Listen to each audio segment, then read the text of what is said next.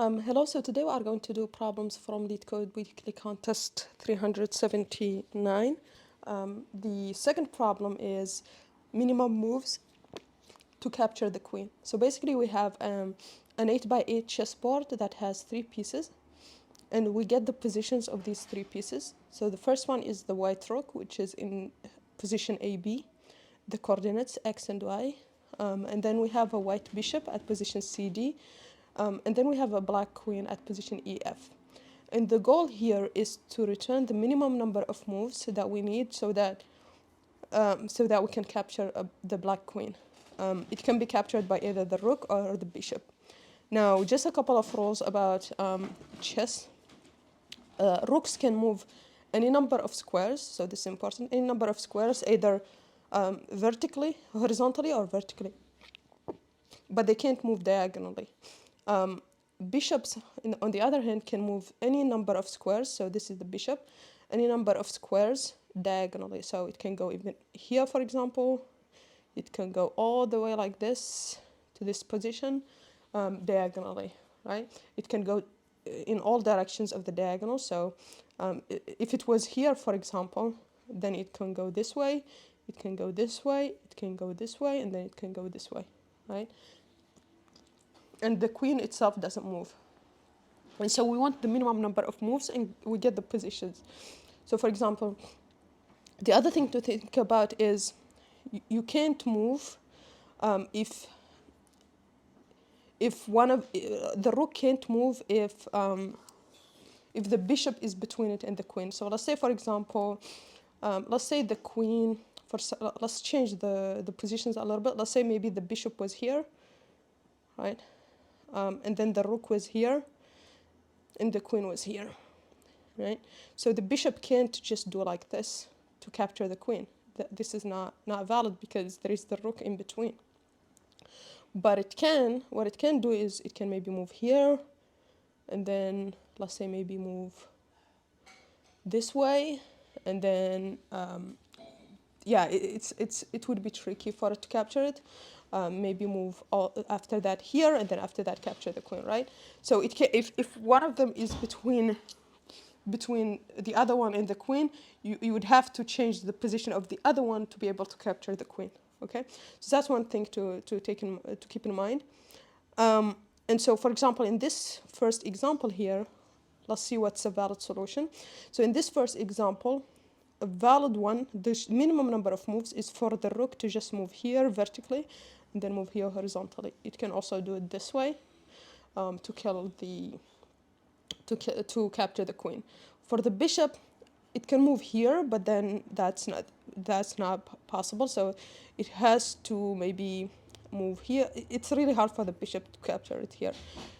At least not in less than 2 moves. And so the minimum is 2 moves here.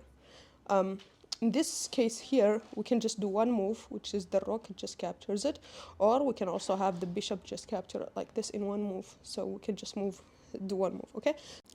Okay, so the easiest solution to think about is that it will always require either 1 or 2 moves. You can play with different configurations and see how that works, but essentially you have only either a couple of conditions. Either it's in the same row or column as the queen is in the same row or column as the rook. In that case, you can just capture it with one move. Sorry, this drawing is not like accurate, but just to give you an idea. So either the rook is in the same row, and then it can capture it with no bishop in between, or the rook is in the same column, and so it can capture it with one move as well. Or if the bishop is in between them, then in that case, what will happen is that you would have something like this. The rook maybe is here, and then the bishop here. In that case, in one move, you can move the bishop out of the way, and then in another move, you can move the rook. And the same thing applies to the bishop. Now, so for this solution, your only task would be to figure out when is it 1 and when is it 2. It's 1 if the rook can capture, if it's in the same column and there is no bishop in between them, so you can just do that by checking the positions. Or if it's in the same diagonal as the bishop and then there is no rook between them. If there is a rook between them, then it's 2, because you can just move the one in between out of the way and then move the other one. So that's sort of the solution, but it requires some tricks with the positions, and I won't explain it here in details because there are other people explaining it. What I would explain here is a solution that I think is pretty educational, which is a BFS solution. I think this one is really interesting because it applies BFS in a really unusual way, and it's very educational. So let's see how we can do it. So this solution doesn't require you to think about this observation here. You don't need to. You can just use the fact that BFS can find the shortest path, which is the minimum number of moves we need to. But we need to be careful with our BFS because our BFS needs to find if a bishop is in the way, right? And it needs for the rook, and it needs to find also for the rook if the bishop is on the way between it and the queen, and the same way for the bishop if the rook is on the way, okay? So with BFS, what do we need? We need to find our state, which is going to be, since for the queen to be captured, this is our this would be the desired state, the final state we want to reach with our BFS. But we don't care if it's reached by the rook or the bishop, right? So if either of them reaches the final state, which is the position of the queen first, then we take that number of moves, okay? And so that means for our state, we need both positions. We need the position of the rook, and we need the position of the bishop. And so we need, let's call it maybe current A, because the rook initially was AB position, and then the bishop initially was CD, and then the queen was EF. So we need the current A for the current position of the rook, current B for the current position of the rook, the current Y position, and then for the position of the bishop, we need current C and current D. And since we are doing BFS, we of course need the number of moves because that's what we return when we reach the queen. Okay, and then we can just use template BFS with a Q. Now the other thing with BFS is you need to determine the neighbors, right? And so that's where it's a little bit tricky here to think about. So we know the bishop's direction are only diagonal, and then we know let's call these bishop direction. And we know the rook directions need to be vertical and horizontal. And so that's easy to determine here. So for bishop direction, either you move diagonally, where you subtract from the column in in this direction, or you move this way, you move this way, you move this way. So that's just -1, or -1, 1, or 1 - 1, or 1, 1 on both directions, which is this way here, okay? So that's our directions for the bishop. And then the directions for the rook are just vertically, horizontally. So either 0, -1. So either this way, this way, this way, this way. So, and then 0, 1, and then 1, 0, -1, 0. But the other thing that the problem says is that you can move in one direction any number of moves. So let's say if the queen was here and the rook was here, the rook can actually move all the way here in one move.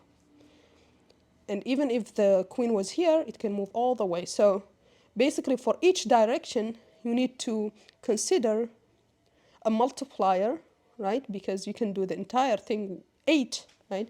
So you need a multiplier that is from 1 to 8. Okay, of course non-inclusive because you can add at most 7 to reach 8. So let's call this maybe the step, because you can do a single step, you can do 2 steps, you can do 7 steps. If the rook is here, you only need to do 1, 2, 3, 4, 5 steps, right? And so with the combination of these two, each time we can just do step, multiplied by dx. Dx would be this, dy would be this. So this is to add to the x position, and then to add to the y position, we can just use step multiplied by dy. Okay, and that will give us the neighbor positions. And so with BFS, you only need to know the state, the neighbors, and then your final state here. And then, of course, for each neighbor, we will need to check that it's not out of bounds, like we do with every BFS. But the other thing to keep in mind is we need to also make sure that the bishop, for the rook, we need to make sure that the bishop is not in the way. And the same thing for the bishop, we need to check that the rook is not in the way. How do we do that? Well, we can just, for the neighbors, we can just check that it's different than the current position for the bishop when we are doing the traversing for the rook. And then when we are doing the traversing for the bishop, we need to check that the neighbor position is not the bishop position, right? You will see that in the code. That will be easier to understand. But that's essentially the idea. Since we are moving, we just need to make sure for every step that we are not reaching the position of the rook. If we already moved the rook out of the way, then that's fine. It's not it doesn't matter, but we need to check against the current position, okay? So to make sure that if the rook if the bishop is here, we need to make sure that we don't just go like this, right? And so we need to make sure for the step equal to 3 that it's not equal to b. And so that's what we will do here. Because we are doing every step, we can just check that it's not the current position of the bishop, right? And that's pretty much the idea for the template for BFS. Now we can just code it up and make sure it passes, okay? Okay, let's do that. Solution we saw in the overview. So we need first our BFS. And we said the state needs to be the position of the rook, then the current position of the bishop, then the number of moves, right? So rook position, and then bishop position, number of moves. And then our template for BFS is going to be like this. So we pop left, we get the current position of the rook. Let's call it current A, current B, current C, current D, and then the number of moves. And then we need to check if we reached final state, which is queen. So if we did, what do? We will implement our check in a second here. Then we will return the number of moves. Okay. Now here we need to do get neighbors for rook moves, right? And then we do another one for bishop moves. Okay. Now we also need to just write down the definition of the bishop direction and then of the rook direction. So we said that the rook moves horizontally and vertically, so we can just add those positions. And for the bishop moves in the diagonal, so -1, 1. Okay. And then we said here we need to check if we reached it. So when do we reach it? So either the bishop reached it. So let's see. Bishop captures queen. So this basically is if the bishop position are equal to the queen positions, which are E and F, or the rook captured it, which is the current position of the bishop, of the rook is equal to the position of the queen. So if either one of them did capture it, or rook, then we return the number of moves, okay? And now we can go for the directions. So let's call this dx, dy let's call it actually maybe rook dx and rook dy. So these are the directions for the rook. Similar thing for the bishop, except these are the bishop directions. And since the problem says can move any number of squares, both the bishop and the rook, we need to try all these different steps. So step can be 1 to 7, so 8 non-inclusive here, and same thing for the bishop. Okay, so now now our next position for the rook is going to be equal to the current position of the rook, which is current A, plus the number of steps multiplied by the direction. If we are moving left, like let's say maybe if the rook was here, right, and we are moving left, this number of steps, right, it's going to be 1, 2, 3, 4, 5. 5 multiplied by -1 because it's the going left position, right? And so that's step multiplied by the direction that we are moving in. And a similar thing for the y position plus step multiplied by rook dy. Okay? And so we do this for the next position. We need to check that it's within the bounds. And so this is basically the bounds are 1 to 8. So next A, same thing for next B. Only in that case we want to append the position next A, next B. So in this state only the rook moves. They don't move in parallel. And then the bishop position stays the same in this case, so current C, current D. But the number of moves increased by 1 because we just moved the rook, right? But we also need to make sure, remember, we need to make sure that the bishop is not in the way. And so we need to make sure that this next is not equal to the bishop position. So how do we do that? We just make sure that next A, next B is different than the current position for the bishop. And since we try all the steps, if it was in between, we'll end up catching it here, okay?